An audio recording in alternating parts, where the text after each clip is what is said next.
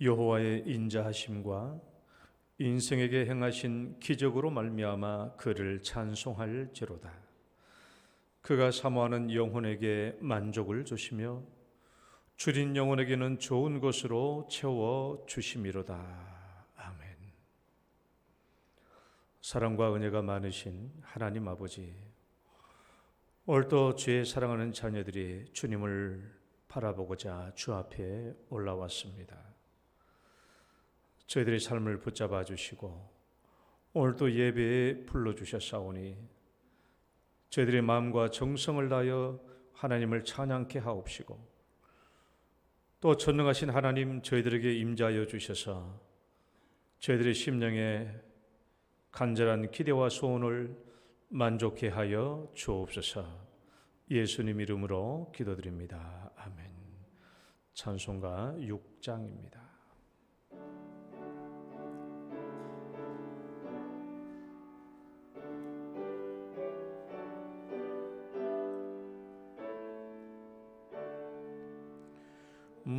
목소리 높여서 주 찬양하여라.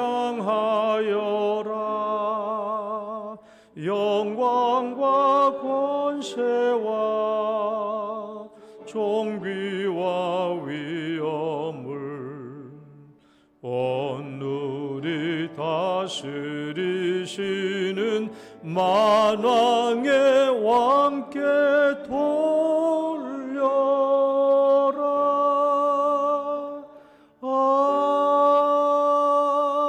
아멘.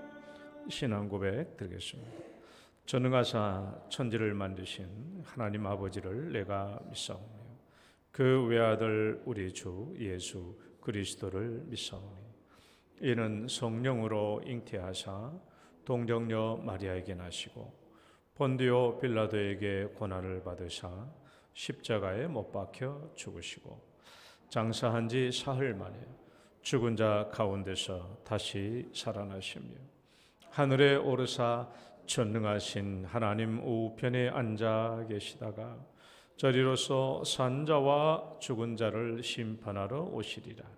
성령을 믿사오며 거룩한 공예와 성도가 서로 교통하는 것과 죄를 사하여 주시는 것과 몸이 다시 사는 것과 영원히 사는 것을 믿사옵나이다. 아멘. 교동문 41번입니다. 시편 97편의 말씀. 여호와께서 다스리시나니 땅은 즐거워하며 허다한 섬은 기뻐할지어다.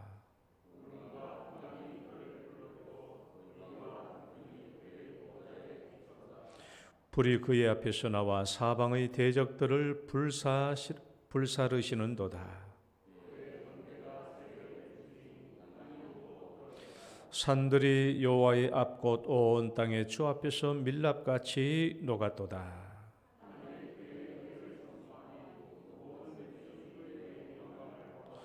조각한 신상을 섬기며 허무한 것으로 자랑하는 자는 다 수치를 당할 것이라.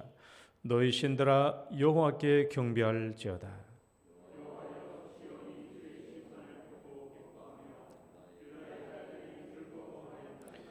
여호와여 주는 온 땅 위에 지존하시고 모든 신들보다 위에 계시니이다.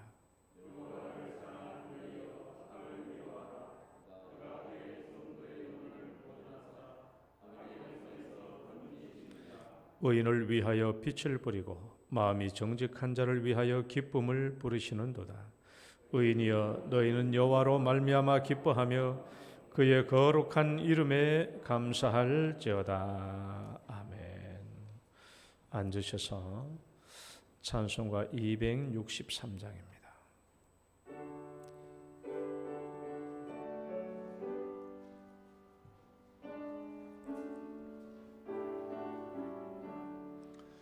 이 세상 험하고 나 비록 약하나 늘 기도 힘쓰면 근권 능억 없겠네. 주의 은혜로 대속받아서 비와 같이 붉은 죄 논같이 이겠네. 주님의 권능은 한없이 크오니 돌 같은 내 마음 곧 녹여 주소서. 주의 은혜로 대속받아서 비와 같이 붉은 죄 논같이 이겠네. 내 마음이 약하여 늘 넘어지오니 주 예수 힘주사 굳세게 하소서. 주의 은혜로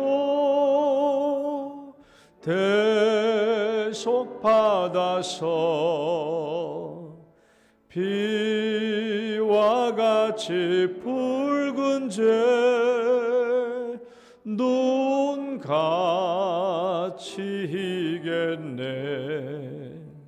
죄 사함 받은 후 새 사람 되어서 주 앞에 서는 날 늘 장하소내. 주의 은혜로 대속받아서 비와 같이 붉은 죄 논같이 이겠네. 아멘. 금동명 장로님 기도 인도하시겠습니다.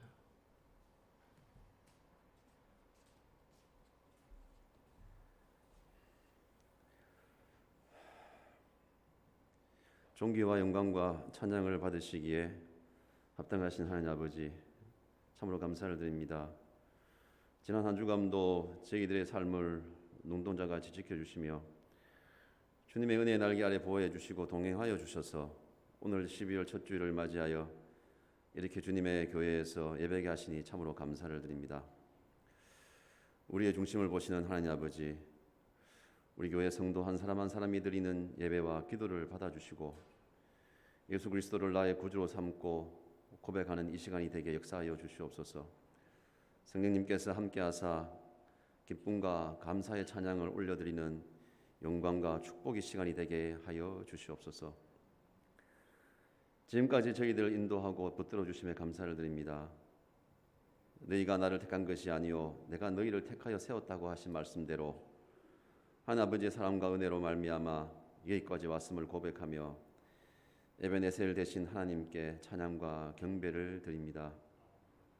올 한 해의 시작부터 지금까지 전염병으로 인한 두려움과 어려움 가운데에서 저희와 함께하여 주시고 보호하여 주심에 감사를 드리며 2021년을 한 달밖에 남겨두지 않은 이 12월에 우리가 무엇보다 스스로 돌아보기를 원합니다. 처음부터 계획하고 다짐했던 것 중에 지켜진 것에는 감사하고 지켜지지 않은 것들은 남은 이 시간 동안에 최선의 노력을 기울일 수 있게 하여 주시고 또한 반성하여 돌아보아 더욱 하나님 보시기에 선한 역사가 있게 하여 주시옵소서. 무엇보다 게으르고 나태하여 또한 이렇게 달려왔던 시간이 있었다면 이유를 살펴보고 돌아보게 하시고 나태함과 게으름으로 하지 못한 그런 일들이 다시 없도록 스스로를 쳐서 돌아보게 하여 주시옵소서. 그리하여 소망의 2022년을 믿음으로 맞이할 수 있도록 은혜와 은총을 베풀어 주시길 소망합니다. 하나님 아버지, 우리 영동교회가 열방을 위해 기도하는 교회로, 선교하는 교회로, 말씀으로 그리스도의 자녀를 양육하고 나그네 된 이웃을 섬기는 교회로 성장되게 하여 주시옵소서. 어린아이부터 청소년, 청장년 모든 성도들이 오직 주님만을 바라보게 하시고 세상 가운데 소금으로 빛으로 살아가게 하여 주시며 성도 간의 서로를 위해 더욱 중보하는 영동의 공동체가 되게 인도하여 주시옵소서. 모든 기관들이 부흥하고 성장하기를 소망합니다. 2022년을 맞이할 새로운 임력원들을 세워주심에 감사를 드리며 교회에 충성된 청지기들로 헌신할 때에 맡겨진 사명을 잘 감당할 수 있도록 지혜와 영육 간의 강건함을 허락하여 주시옵소서. 각 전도회를 기억하시고 교회의 기둥으로서 충실히 직분을 감당하게 하시며 더욱이 무엇보다도 우리 청년들이 주님의 능력을 받아 날로 성장하기를 원합니다.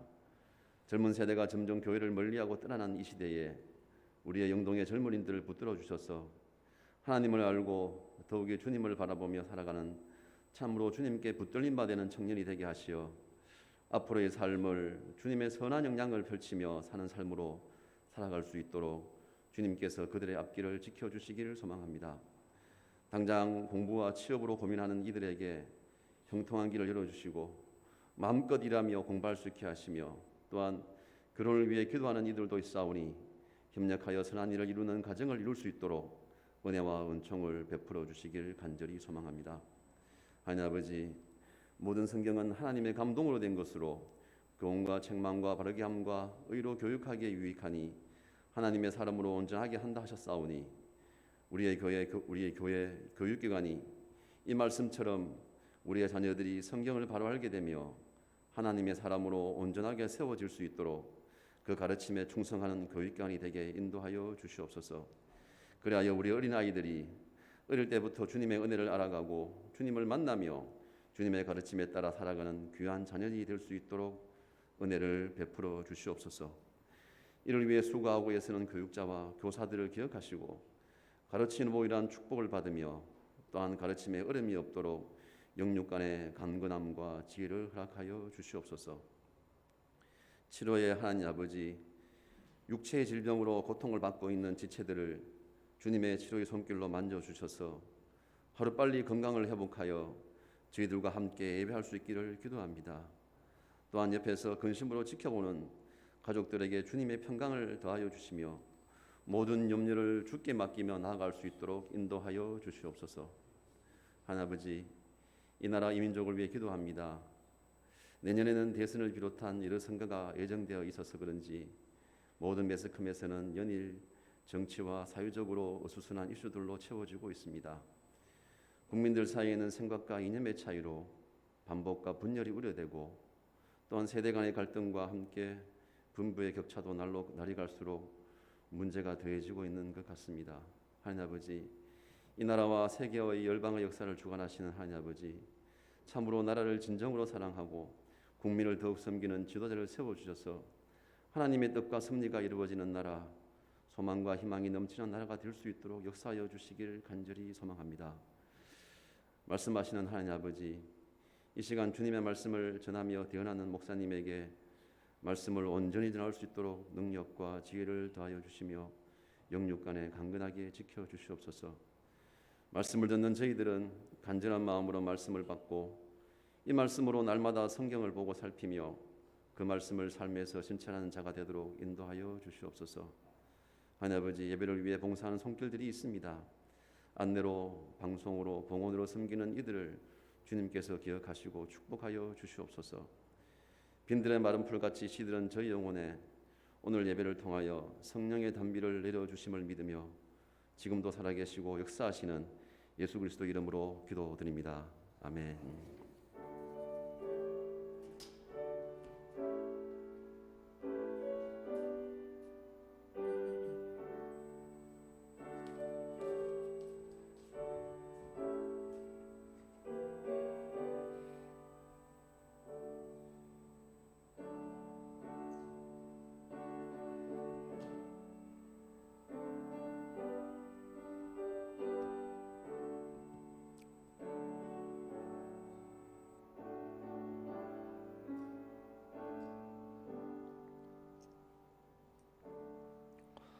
찬송가 488장입니다. 우리 힘차게 박수 치면서 좀 더 빠르게 찬양합니다.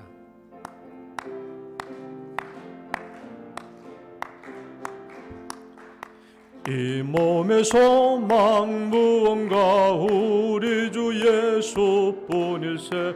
우리 주 예수 밖에는 밀들이 아주 없도다. 주 나의 반석이시니 그 위에 내가 서리라. 그 위에 내가 서리라. 무섭게 바람 부는 밤 물결이 높이 설렐 때 우리 주 크신 은혜에 소망에 닿을 줄이라. 주 나의 반석이시니 그 위에 내가 서리라. 그 위에 내가 서리라. 세상에 믿던 모든 것 끊어질 그날 되어도 구주의 언약 미사와 내 소망 더욱 크리라. 주 나의 반석이시니 그 위에 내가 서리라. 그 위에 내가 서리라. 바라던 천국 올라가 하나님 앞에 배울 때 구주의 의를 힘입어 어여시 바로 서리라. 주 나의 반석이시니 그 위에 내가 서리라. 그 위에 내가 한 번 더 이 몸의 소망. 이 몸의 소망 무언가 우리 주 예수뿐일세. 우리 주 예수 밖에는 밀들이 아주 없도다. 주 나의 반석이시니 그 위에 내가 서리라. 그 위에 내가 서리라. 무섭게 바람 부는 밤 물결이 높이 설렐 때 우리 주 크신 은혜에 소망에 닿을 줄이라. 주 나의 반석이시니 그 위에 내가 서리라. 그 위에 내가 서리라. 세상에 믿던 모든 것 끊어질 그날 되어도 구주의 언약 미사와 내 소망 더욱 크리라. 주 나의 반석이시니 그 위에 내가 서리라. 그 위에 내가 서리라. 바라던 천국 올라가 하나님 앞에 배울 때 구주의 의를 힘입어 어여시 바로 서리라. 주 나의 반석이시니 그 위에 내가 서리라. 그 위에 내가 서리라. 할렐루야. 오늘 주신 말씀 보겠습니다. 느헤미야 13장 4절에서 9절 말씀. 느헤미야 13장 4절에서 9절 말씀까지 교독합니다. 이전에 우리 하나님의 전의 방을 맡은 제사장 엘리야십이 도비야와 연락이 있었으므로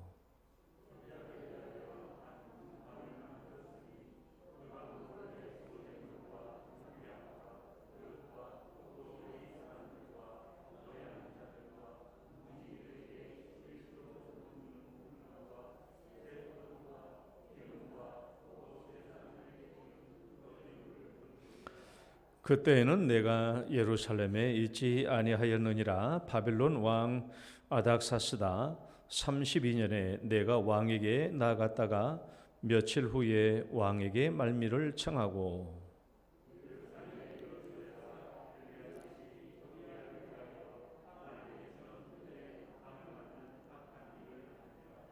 내가 심히 근심하여 도비아의 세간을 그 방 밖으로 다 내어 던지고 명령하여 그 방을 정결하게 하고 하나님의 전의 그릇과 소저물과 유향을 다시 그리로 들여 놓았느니라. 아멘. 기도하겠습니다.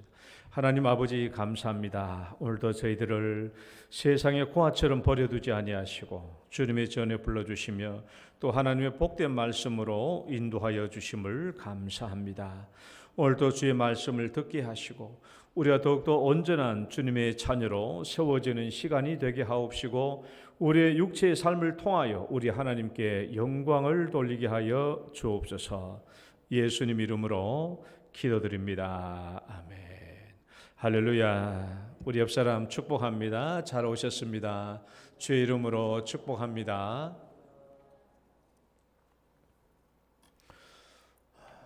오늘 또 12월 첫째 주일날 이제 오늘 또 여러분 주의 존에 올라오셔서 하나님의 귀한 은혜가 있기를 주의 이름으로 축원합니다. 공동체의 기쁨과 즐거움을 계속 유지하기 위해서 우리가 늘 노력해야 될 것이 무엇인가? 우리가 항상 노력해야 될 것. 우리의 신앙과 즐거움이 계속 유지되도록 하기 위해서 우리가 노력해야 될 게 뭔가 해서 우리가 지난주에 첫 번째로 말씀대로 실천하는 개혁의 지속성에 대해서 얘기를 했죠.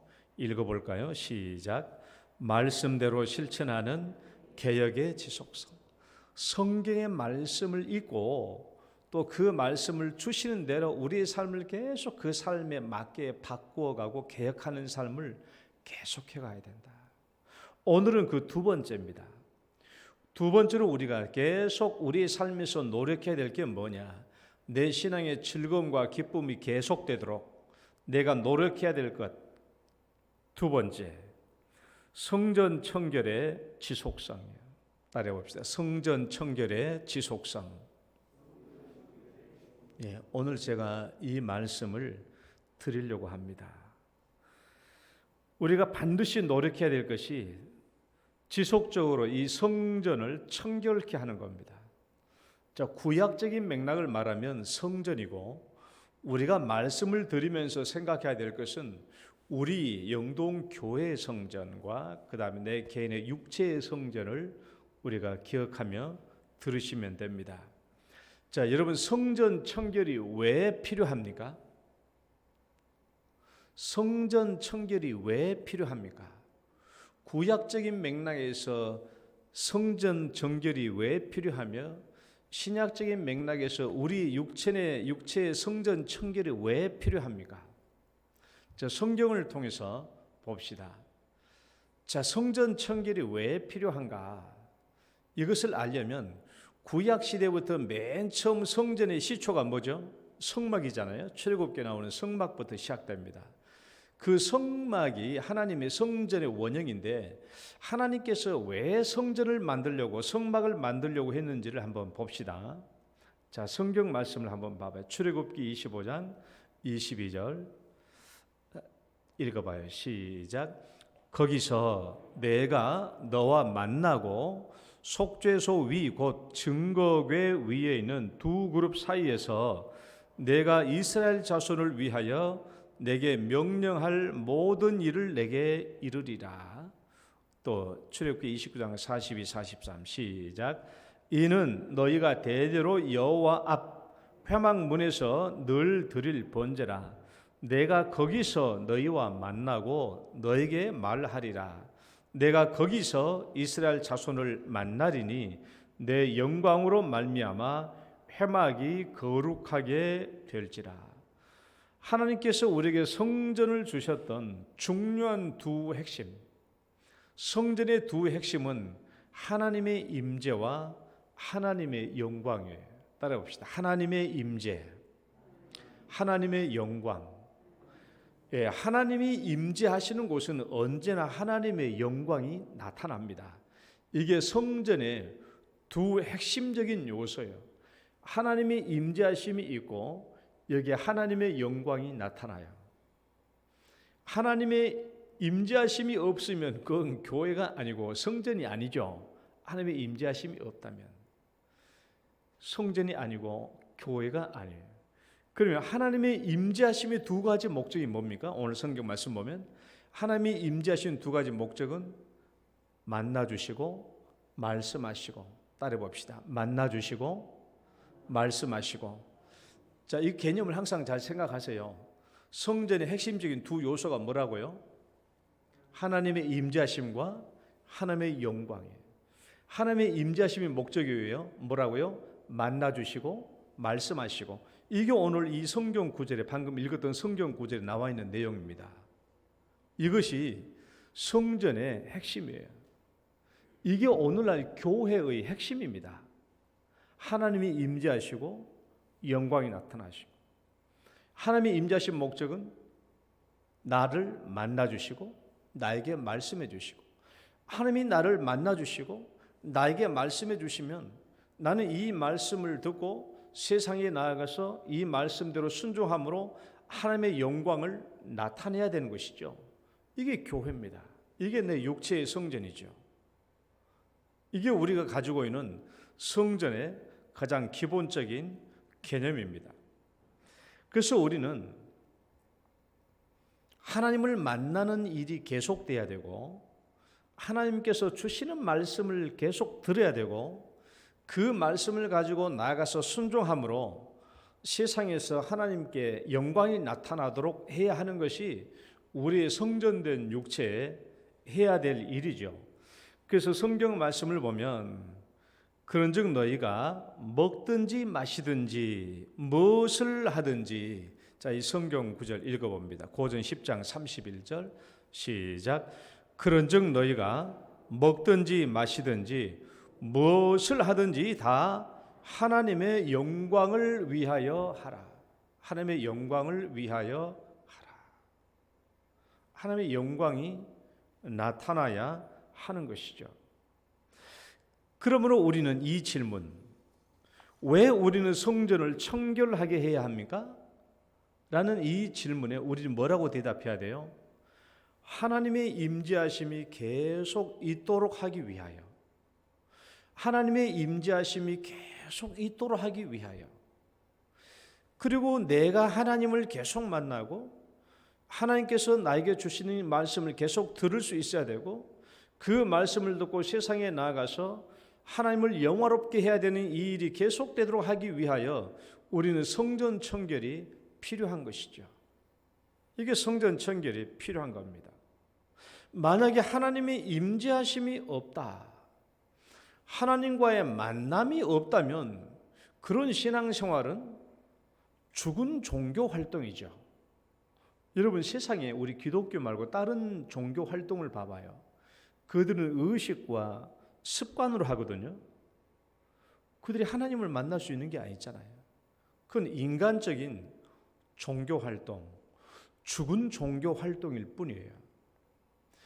만약에 우리가 하나님을 만나는 일이 없이, 하나님께서 나에게 주시는 말씀도 없이 내가 순종하지도 않고 내 몸을 통해서 하나님의 영광이 나타나지도 않는다면 이건 신앙생활이 아니죠.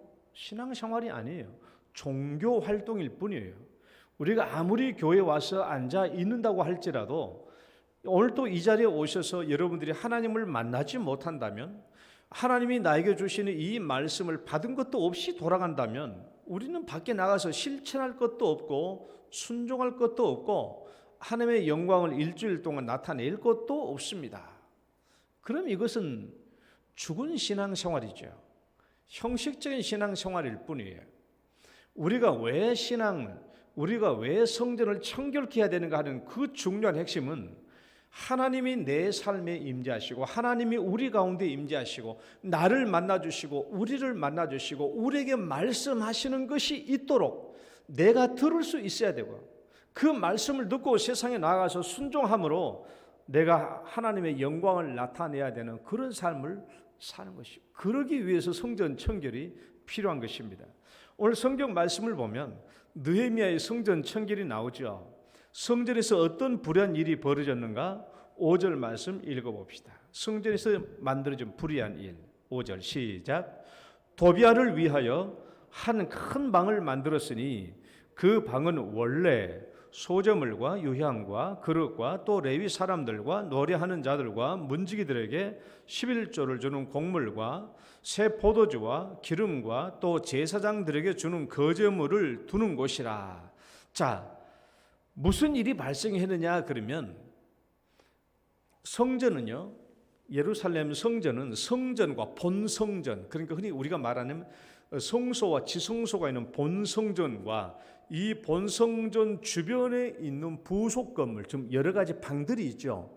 이 여러 가지 방들은 왜 필요하냐 그러면 하나님을 위하여 제사 드릴 희생 제물들이나 여러 가지 소제물들을 쌓아두는 방이 있고, 그 다음에 오늘도 나왔지만 레위인들에게 주는 11조의 곡물들을 비축해 두는 방들이 있고, 또 제사장들에게 줘야 될 거제물과 새 포도주와 무슨 새로운 아무튼 거제물로 주어지는 것들을 제사장들이 줘야 되니까 제사장들에게 주어질 것들을 저장해 주는 방들이 필요하고, 또 성경 말씀들을 보면은 레위인과 제사장들이 옷을 갈아입을 수 있는 곳, 또 쉴 수 있는 방들이 필요한 거예요.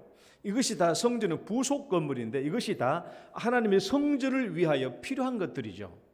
그런데 오늘 일어난 이 사건은 이 부속 건물에서 일어난 거예요.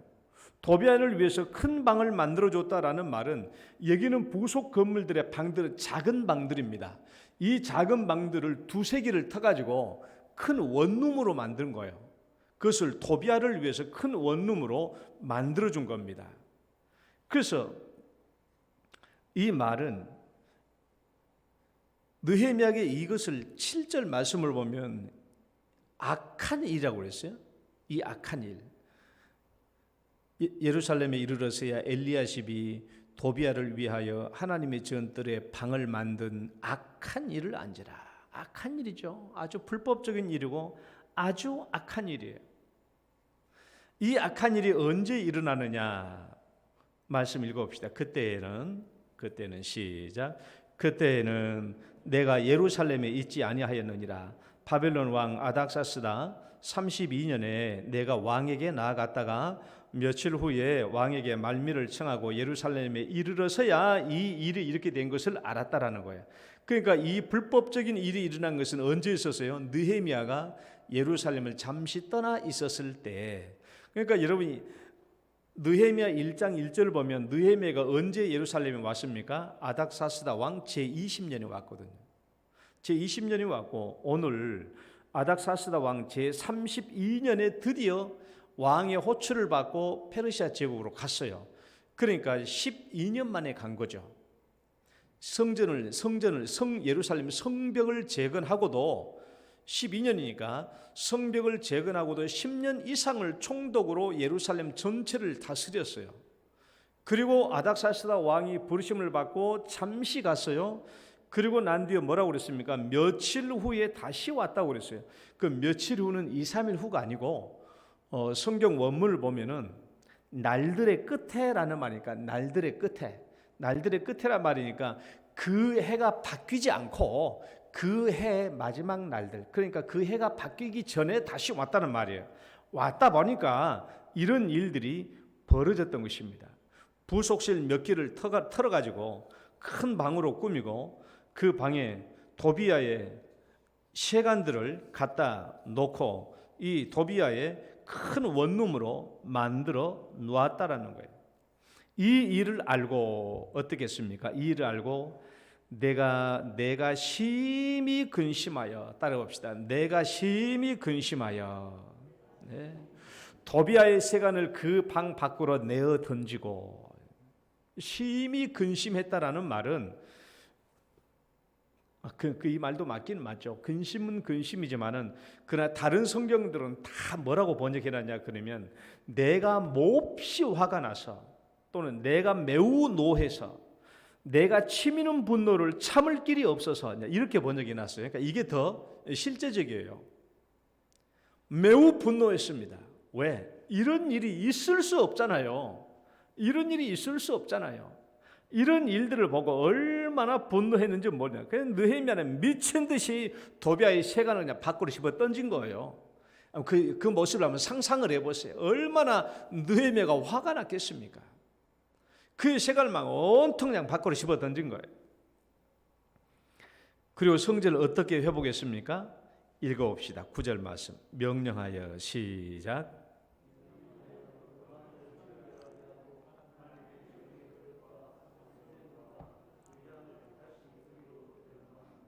따라해 봅시다. 다시 그리로. 다시 그리로 원상복귀했다라는 것이죠. 정결케 하는 물을 뿌려서 그 방을 깨끗하게, 의식적으로 깨끗하게 하고 본래 사용되던 방으로 되돌려 놓았습니다. 이것이 느헤미야가 행했던 성전 청결이에요. 그러면 이제 봅시다. 여러분, 성전 청결의 대상은 무엇입니까? 무엇을 청결케 된단 말이에요? 무엇을 청결케 된단 말이에요? 성전 청결이란 무엇을 청결케 하는 거예요?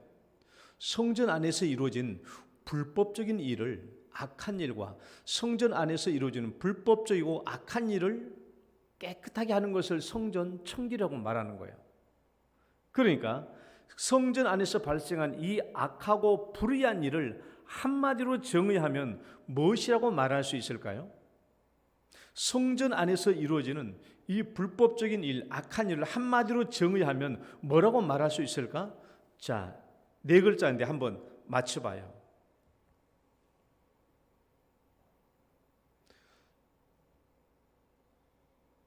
이 성전 청결, 성전 안에서 이루어지는 불법적인 일들을 깨끗하게 된다는 것인데, 성전 안에서 이루어지는 불법적이고 악한 일들을 한마디로 정의하면 4글자로 뭐예요? 이거 아시는 분, 제가 이번 주 중에 제가 12,000원짜리 갈비탕 사드리겠습니다. 못 맞추면 여러분들이 다 사줘야 돼요. 그래, 내년 것까지 갈비탕 다 예약해 놨네.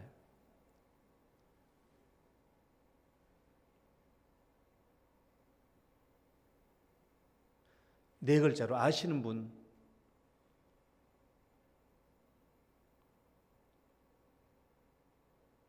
확실히 없죠? 없죠? 그럼 여러분들이 저 사줘야 되는 겁니다. 알았죠? 우성훈 집사님 알았죠? 네. 네 글자로 말하면 따라해봐요. 용도 변경. 용도 변경. 하나님께서 본래 의도한 것을 불법적으로 용도 변경했다라는 거예요. 하나님이 본래 5절 말씀 보면 그 방은 원래 소재물과 유향과 등등등등 쓰라는 거잖아요. 원래 하나님께서 본래 계획했던 것을 불법적으로 용도 변경한 거예요. 그러니까 하나님의 본래 사용되던 목적에서 불법적인 용도 변경이 일어난 것을 우리는 성전 청결해야 된다고요. 그게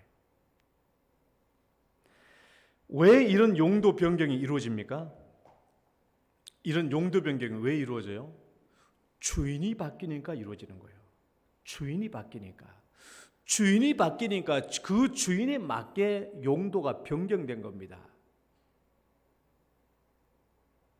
하나님은 본래 성전의 창고를 하나님의 예배와 제사를 위해서 그렇게 본래 계획해 놓았던 것인데 주인이 바뀌었잖아요. 도비아를 위하여. 도비아라는 주인으로 바뀐 거잖아요. 그러니까 도비아에 맞게 용도가 변경되는 거예요. 이게 성전에서 이루어지는 불법적인 행위입니다. 주인이 바뀌면 용도가 바뀝니다. 따라해봅시다. 주인이 바뀌면 용도가 바뀐다. 주인이 바뀌면 용도가 바뀌어요. 하나님이 주인이 그대로 되면은 용도가 바뀌지 않죠. 그러나 하나님의 주인 되면서 다른 것이 주인으로 되니까 거기에 맞춰서 용도가 불법적으로 변경되는 겁니다. 도비아를 위해서. 도비아가 누구입니까? 우리가 느헤미야 1장부터 계속 봐왔죠. 도비아는 이스라엘 백성들이 성벽을 쌓을 때 원수로 활동했던 저 대적들이 아니었어요? 성경 말씀 잠깐 봐봐요. 느헤미야 2장 10절 시작. 호론 사람 산발락과 종이었던 암몬 사람 도비아가, 이 사람들이 예루살렘 이스라엘 백성들이 성벽을 쌓을 때 얼마나 대적했습니까? 또 다음에 호론 사람 시작. 호론 사람 산발락과 종이었던 암몬 사람 도비야와 아라비아 사람 게셈과 우리를 업신여기고 우리를 비웃으며 이르되 너희가 하는 일이 무엇이냐? 너희가 왕을 배반코자 하느냐? 얼마나 이 사람들이 예루살렘 이스라엘 백성들이 성벽을 쌓는데 이 일을 방해했습니까? 대적했습니까? 뿐만 아니라 사마리아 군대를 이끌고 와가지고 무력을 시위하면서 성벽 재건을 방해했죠. 그런 과정 속에서 도비야가 뭐라고 비웃었습니까? 읽어봅시다. 너희들이 시작. 너희들이 건축하는 돌 성벽은 여호가 올라가도 곧 무너지리라. 이렇게 이스라엘 백성들을 대적하고 하나님을 대적했던 도비야입니다. 도비야예요, 도비야. 그런데 이 원수와 같은 이방인 대적을 위해서 성전의 용도를 불법적으로 변경해서 그 사람에게 방을 내주는 일이 있을 수 있는 일입니까? 하나님을 대적하고 이스라엘 백성들을 대적하는 자를 위하여 성전에 방을 내주는 것이 어떻게 있을 수 있는 일이냐 그 말이에요. 그러니까 성전 청결의 정의는 이거예요. 하나님의 본래 용도에서 불법적으로 용도 변경된 것을 다시 원상복귀하는 것이 성전 청결입니다. 느헤미야가 이 성전 청결을 행한 뒤에, 그렇죠? 느헤미야가 이 성전 청결을 행한 뒤에 대략 450년 뒤에 예수님이 이 성전에 와서 똑같이 성전 청결을 했어요. 여러분 다 아시죠? 제가 요즘에 금요일 날 이 성전 청결을 놓고 5번째 설교를 했잖아요. 다음 주에는 내가 또 6번째 하겠지만은 이 450년 뒤에 예수님이 와서 똑같이 성전 청결을 했습니다. 말씀 읽어봅시다. 유대인의 시작. 유대인의 유월절이 가까운지라 예수께서 예루살렘에 올라가셨더니 성전 안에서 소와 양과 비둘기 파는 사람들과 돈 바꾸는 사람들이 앉아있는 것을 보시고 노끈으로 채찍을 만드사 양이나 소를 다 성전에서 내쫓으시고 돈 바꾸는 사람들이 돈을 쏟으시며 상을 엎으시고 노끈으로 채찍을 만드시고 내쫓으시고 상을 뒤집어 엎으시고 이게 주어가 예수님으로 나와 있게 망정이지 주어가 안 나타나서 무슨 깡패가 하는 일하고 똑같지 않습니까? 얼마나 예수님이 분노하셨나? 예수님이 얼마나 분노하셨어요? 성전 경내에서 이루어지고 있는 이런 불의한 일들에 대해서 예수님이 얼마나 분노하셨는가? 그리고 예수님이 뭐라고 지적하셨는가 보십시오. 자, 말씀 읽어봐요. 예수님 뭐라고 지적하셨는가? 그들에게 이르시되 시작. 그들에게 이르시되 기록된 바 내 집은 기도하는 집이라 일컬음을 받으리라 하였거늘 너희는 강도의 소굴로 만드는도다 하시니라. 또 다시 비둘기 시작. 비둘기 파는 사람들에게 이르시되 이것을 여기서 가져가라. 내 아버지 집으로 장사하는 집을 만들지 말라. 예수님의 이 말씀을 잘 보세요. 예수님의 성전 청결하는 것을 잘 보십시오. 이 성전 청결을 정확하게 무엇이라고 지적하고 있는지 잘 봐요. 무엇이라고? 예수님이 이들의 무엇을 지적하고 있는 거예요? 이들의 용도 변경을 지적하고 있잖아요. 하나님의 집은 원래 만민이 기도하는 집인데 너희들은 강도의 소굴로 만들었다는 거예요. 이 하나님의 성전의 본래 용도는 내 하나님의 만민의 백성들이 와가지고 기도하는 집이 되어야 되는데 너희들은 강도의 소굴로 만들었다는 거예요. 내 아버지 집은 거룩한 집인데 너희들은 이 집을 장사하는 집으로 만들었다는 거예요. 성전의 용도를 완전히 불법적으로 변경했다는 것입니다. 이것이 성전에서 이루어지는 불이고 이것이 바로 성전 청결해야 되는 대상이에요. 하나님이 본래 의도하셨던 본래 용도에서 불법적으로 용도를 변경한 것입니다.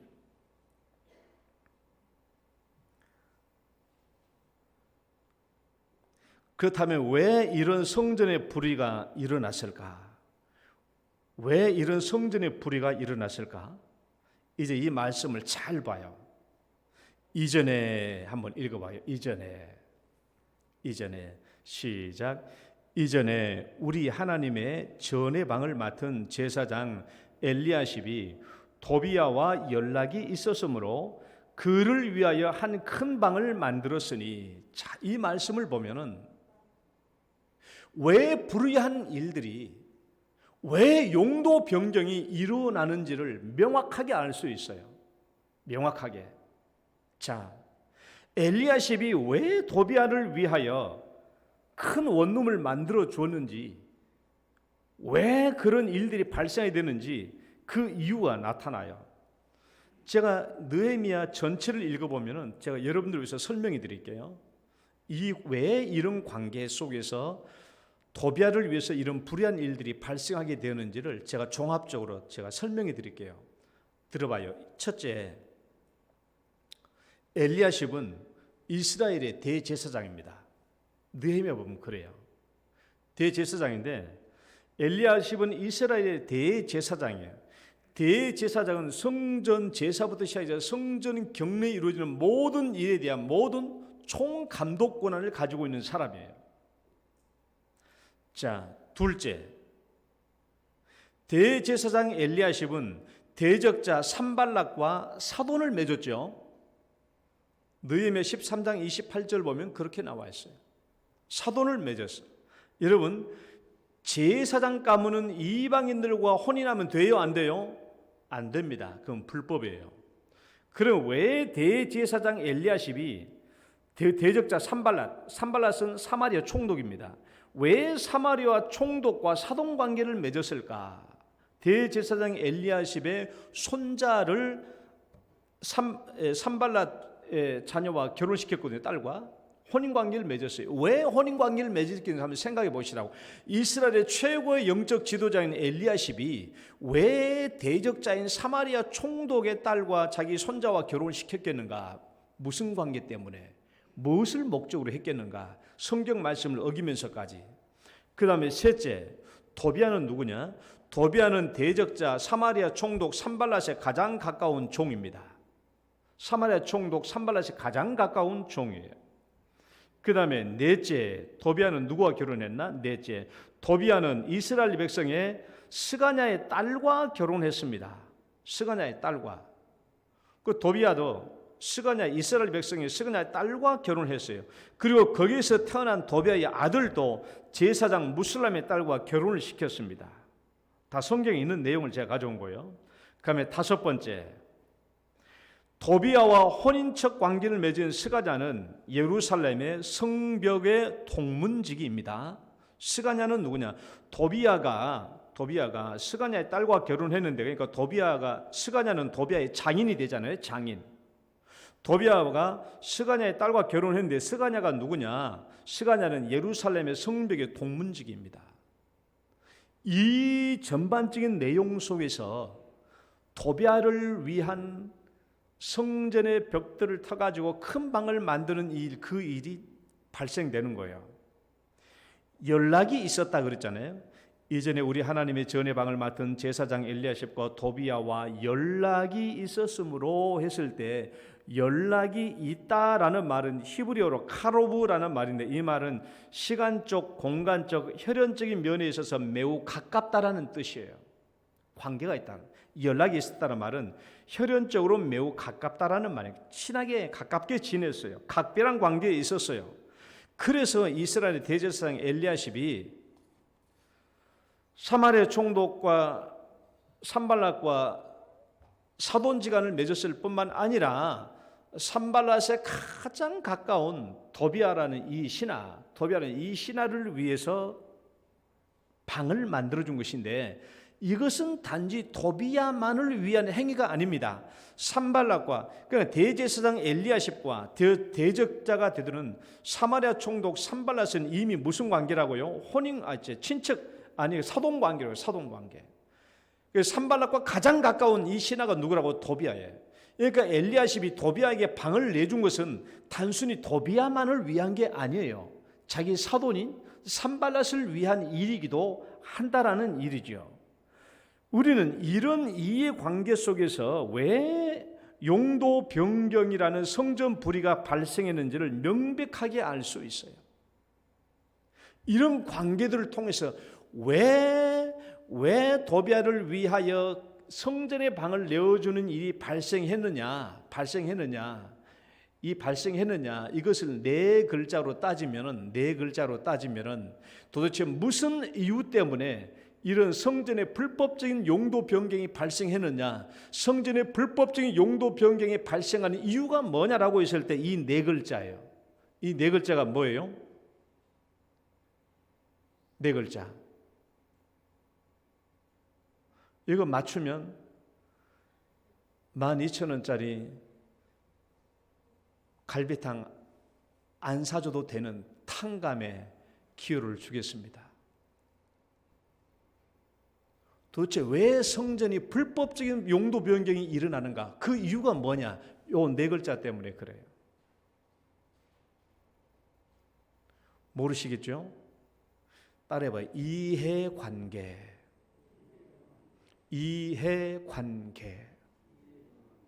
잘 생각하세요. 용도 변경과 이해관계를 생각하세요. 용도 변경. 성전의 불법적인 해외는 용도 변경이고, 용도 변경이 왜 발생하느냐? 이해관계 때문에 발생하는 거예요. 예수님께서 성전 청결을 하실 때에 그때에 성전 경내에서 발생했던 용도 변경이 왜 발생했는가라는 것을 생각해 봐요.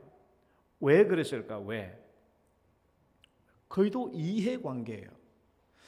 왜 성전 경내에서 장사를 하며, 왜 그 사람들이 불법적인 장사가 되며, 왜 그들이 성전을 강도의 굴혈로 만드는 일이 발생된 거예요? 그 뒤를 따져보면 그 뒤에 이해관계 때문에 그래요. 왜? 대제사장은 그 사람들이 거기서 장사하는 것을 묵인해 준 거예요. 묵인해 주면서 이 장사치들은 거기서 번 돈을 뒷구멍으로 해서 대제사장에게 상납을 했죠. 이해관계 때문에 그렇다. 그러니까 이 이해관계를 타고 성전 안에서 불법적인 일들이 계속 벌어지는 거예요. 이해관계 때문에. 제가 느헤미야를 쭉 보고 오면서 이런 말을 얘기했죠. 여러분, 돌 성벽이 중요합니까? 신앙 성벽이 중요합니까? 계속 우리가 뭘 강조해 왔죠? 신앙 성벽이 중요하다고 말했죠. 예를 들면 예루살렘 성벽이 아무리 튼튼하게 쌓였지만 이스라엘 백성들의 신앙 성벽이 무너졌기 때문에 결국은 하나님은 예루살렘의 돌 성벽을 무너뜨린 것이죠. 신앙 성벽이 무너지면 돌 성벽을 아무리 튼튼하게 쌓아놔도 소용이 없어요. 신앙 성벽이 무너지면 돌 성벽 무너지는 것은 시간 문제입니다. 지금 이스라엘 백성들의 신앙이 해이해지고 무너지니까 어떤 일이 발생해요? 대적자들을 위해서 성전의 방을 만들어주는 일이 발생하지 않습니까? 이거 얼마나 충격적인 일입니까? 이게 얼마나 충격적인 일이냐고. 왜? 도비아가 어떤 사람이냐고요? 우리가 13장 1절부터 3절 지난 주간에 얘기했잖아요. 지난 주에 보면은 이스라엘 백성들이 율법책, 모세 율법책을 낭독하는데 그 안에 뭐라고 써 있었어요? 그 책에 기록하기를 암몬 사람과 모압 사람은 영원히 하나님의 총에 들어오지 못하리라. 도비아가 암몬 사람이 아닙니까? 암몬 사람 도비아잖아요. 도비아가 어떤 사람이냐고. 율법책에 말하기를 암몬 사람과 도비아 사람은 10대뿐만 아니라 영원히 하나님의 총에 들어오지 못한다고 금지시켰던 이 사람을 위하여 성전에서 방을 내어줬다는 것이 얼마나 불법적인 일이고 얼마나 충격적인 일입니까? 이게. 암몬과 모압 사람은 10년이 아니라 영원히 하나님의 총에 편입될 수 없다, 들을 수 없다라는 이 율법은 얼마나 강력한 성벽입니까? 그런데도 그걸 뚫고 들어와요. 뭐 때문에? 이해관계 때문에 뚫고 들어오는 거예요. 이해관계를 뚫고 들어오는 거예요. 여러분, 중국의 만리장성 안 가보셨죠? 안 가보셨죠? 저도 안 가봤어요. 중국의 만리장성이 얼마나 큽니까? 지금 뭐 6,400km인가? 길이가 말도 안 되죠. 얼마나 큽니까? 크기가. 지금 현재 있는 이 만리장성은 명나라 때 누굽니까? 저기 몽골 침입을 막기 위해서 더 확장된 것이고 제일 쌓아지게 된 것은 이제 진시 황제가 중국을 통일하고 북쪽의 흉노족이 자꾸 이렇게 노략질하니까 북쪽의 흉노족을 만들려고 이 만리장성을 쌓았거든요. 못 침입을 막으려고. 얼마나 높아요? 아니 높이가 약 9m 된다니까. 이 성벽의 높이가 밑에는 한 7m, 뭐 6.5m 폭이, 위에는 한 5.5m, 6m 되니까 중국 사람들이 보면 만리장성 위로 걸어다니잖아요. 봐봐요. 얼마나 그 성이 튼튼합니까? 지금 그 성이 얼마나 튼튼해? 얼마나 튼튼하게 지었으면 수천 년 지난 지금도 저렇게 튼튼하게 남아있냐고. 이게 얼마나 튼튼하게 쌓았냐. 지금 그 만리장성을 쌓는데 얼마나 많은 사람이 죽을 고생을 다 했겠습니까? 얼마나 많은 시간이 걸렸겠으며 얼마나 많은 노동력이 투입됐겠으며 그 기록을 보면은 한 번 그 그 만리장성 성벽을 축조하는데 끌려 들어가면 못 나온다고 했으니까 죽어요. 죽어서 나와요. 얼마나 많은 사람이 죽었는지 몰라요. 그렇게 튼튼하게 만리장성을 쌓았음에도 불구하고 흉노족의 침입을 막지 못했어요. 흉노족들은 성벽 하나 부수지 않고 성문 하나 불태우지 않고 그대로 들어왔습니다. 중국 평원으로 그대로 들어와서 중국 평원에서 농사짓는 수많은 사람들의 곡식물들을 약탈해 갔거든요. 도대체 어떻게 이런 일이 벌어질 수 있을까? 그렇게 크고 튼튼한 성벽을 지났음에도 불구하고 어떻게 저 흉노족들은 유유히 여 평원으로 들어와서 중국 백성들을 약탈해 갈 수 있었을까? 이해관계 때문에 그래. 이해관계 때문에. 흉노족들은 만리장성에서 성벽을 지키고 있는 이 성벽의 파수꾼들과 늘 친하게 지내면서 먹을 것도 주고 서로 인간관계를 맺었어요. 그러고 난 뒤에 결정적인 순간에 이 사람들에게 엄청나게 큰 돈을 주고 매수한 것입니다. 그러니까 문을 열어준 거예요. 그러니까 성벽을 부수지도 않았어. 그들은 이 이해관계를 타고 성벽문을 뚫고 들어와서 유유히 중국 평원으로 들어와서 중국의 백성들의 곡식물을 약탈해가지고 다시 나간 거예요. 돈으로 매수한 거거든요. 이해관계예요. 이해관계 때문에 이런 일이 발생한 거예요. 여러분 느헤미야 7장을 보면은 6장까지 돌성벽을 짓고 난 뒤에 7장 1절부터 3절을 보면은 성벽에 대한 성문지기를 지정해 주잖아요. 성벽이 성문지기를 지정해 주고 성벽을 파수하는 원칙을 얘기해 줍니다. 너희들 절대로 성벽 문을 닫을 때 캄캄할 때 닫지 마라. 훨씬 더 환할 때 문을 닫아라. 그래야 대적인지 아닌지 누구가 구분될 수 있으니까. 아직 날이 환할 때 해가 지기 전에 성벽 문을 닫으라는 거예요. 대적들이 함부로 못 들어오도록 구분될 수 있을 때. 그 성벽을 언제 문을 열라고 그래요? 환할 때, 해가 중천에 떴을 때 그때 문을 열라는 것이죠. 왜?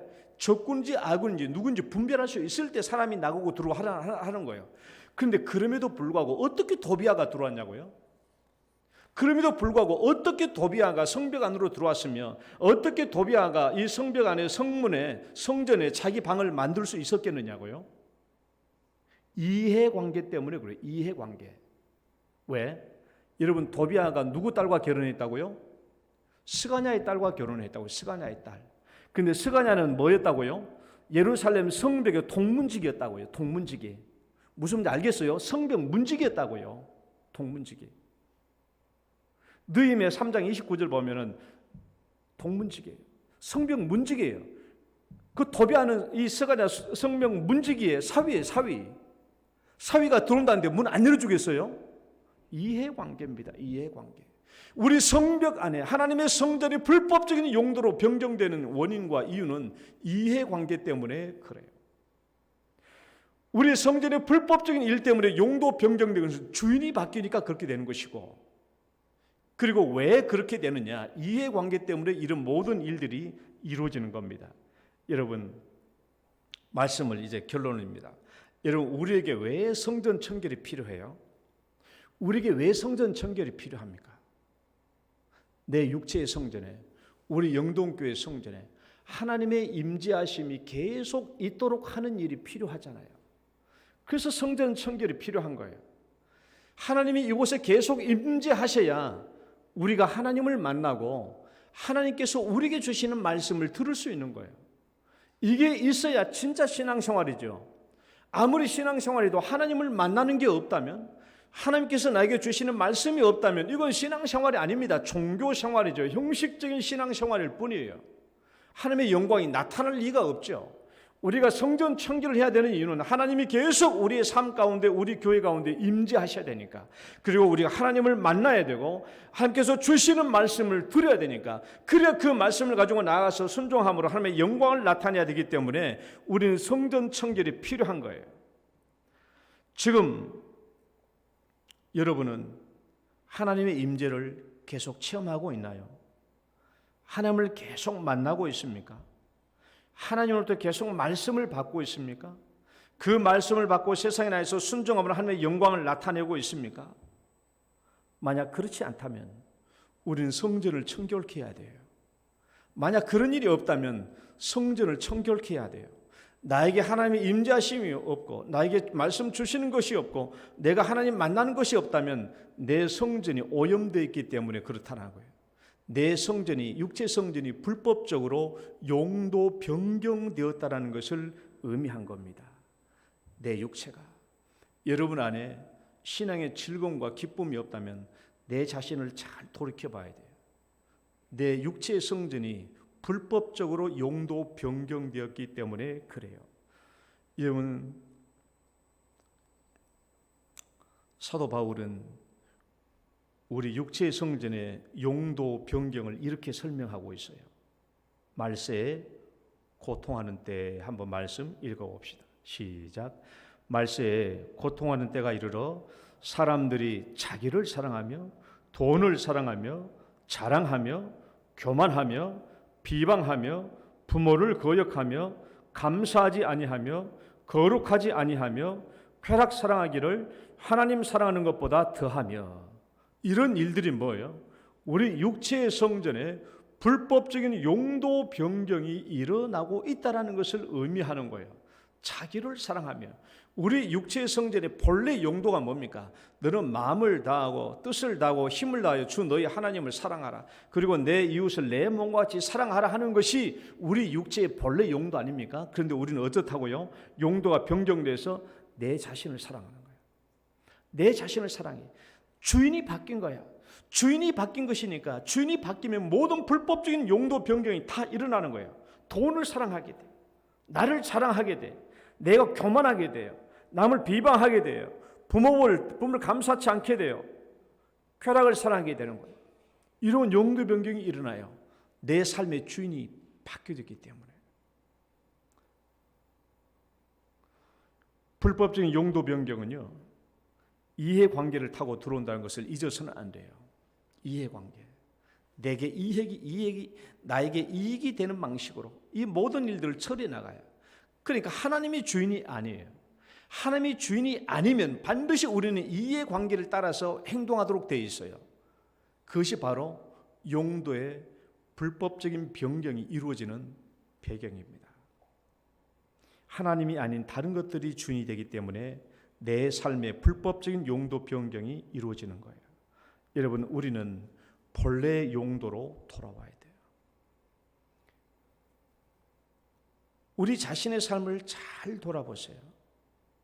내 삶에 불법적인 용도 변경이 없는지 잘 살펴봐야 돼요. 내가 이해관계를 따라서 살아가고 있지는 않는지,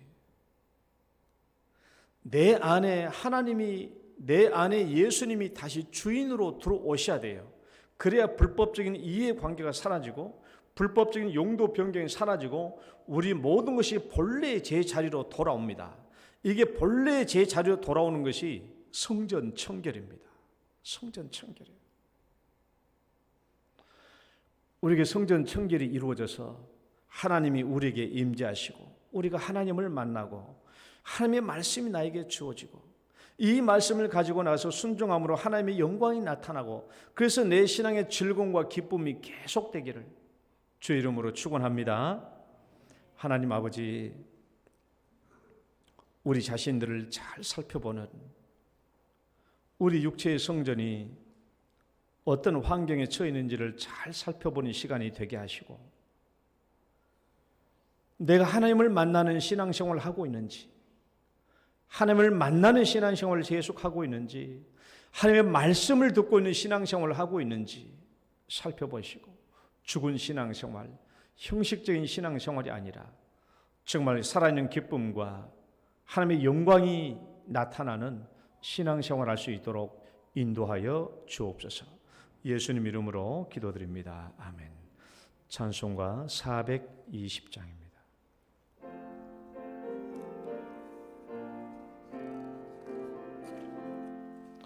너 성결케 위해 늘 기도하며 너 주 안에 있어 늘 성경 보고 온 형제들 함께 늘 사귀면서 일하기 전마다 너 기도하라. 너 성결케 위해 내 머리 숙여 저 은밀히 계신 내 주께 빌라. 주 사귀어 살면 주 닮으리니 널 보는 이마다 주 생각하리.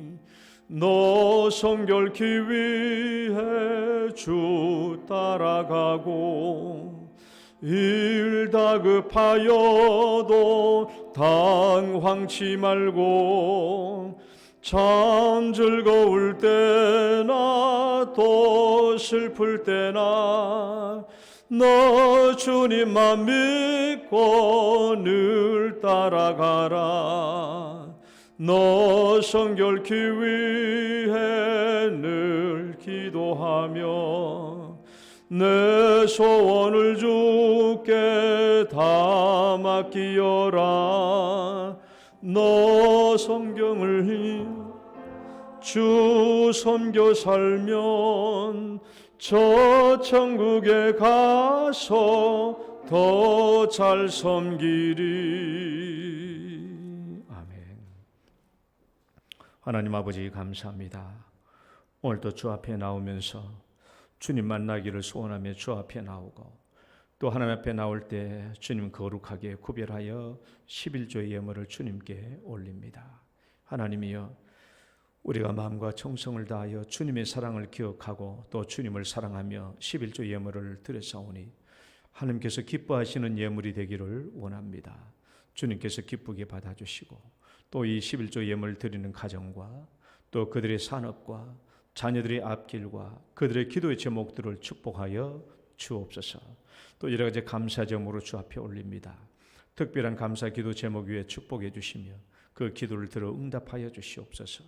또 특별히 하나님 이 시간에도 주의 사랑하는 백성들 간절한 마음으로 기도하는 제목들도 있습니다. 하나님이여 들어주시고 응답하여 주옵소서. 선교구제 헌금 위에도 주님께서 함께 하시고 하나님 제목마다 주님의 영광 나타나게 하여 주옵소서. 예수님 이름으로 기도드립니다. 아멘.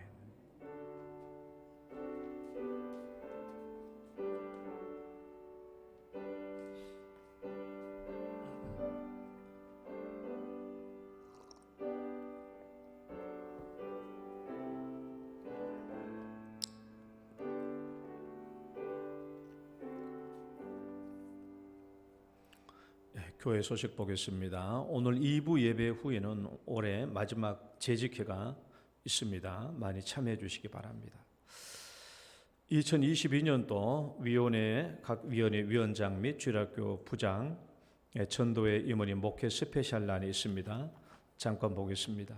각 위원회 위원장, 예배위원회 금동명 장로, 전도위원회 이혁동 장로, 교육위원회 조주철 장로, 목장위원회 송국달 장로, 재정위원회 손재른 장로, 관리위원회 손재른 장로, 봉사위원회 이혁동 장로, 각 기관 및 전도위원 참여해 주시고 교육부 각부 부장 있습니다. 영유아부 최영주 집사, 유초등부 최두영 권사, 중고등부 김병수 집사, 대학 청년부 엄창옥 집사 이렇게 되어 있습니다.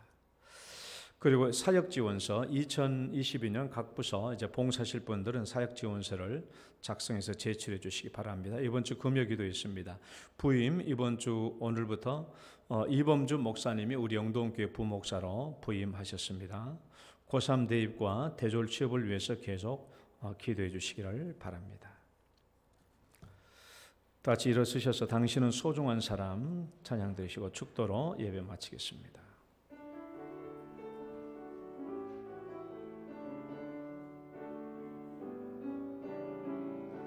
당신은 소중한 사람, 당신은 존귀한 사람, 이 세상에 하나뿐인 당신은 내게 너무나도 소중한 사람, 그런 당신을 사랑해요.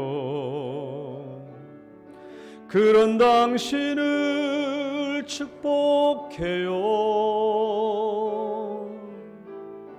사랑받기에 합당한 당신을 주의 이름으로 사랑함, 주 이름으로 축복합니다.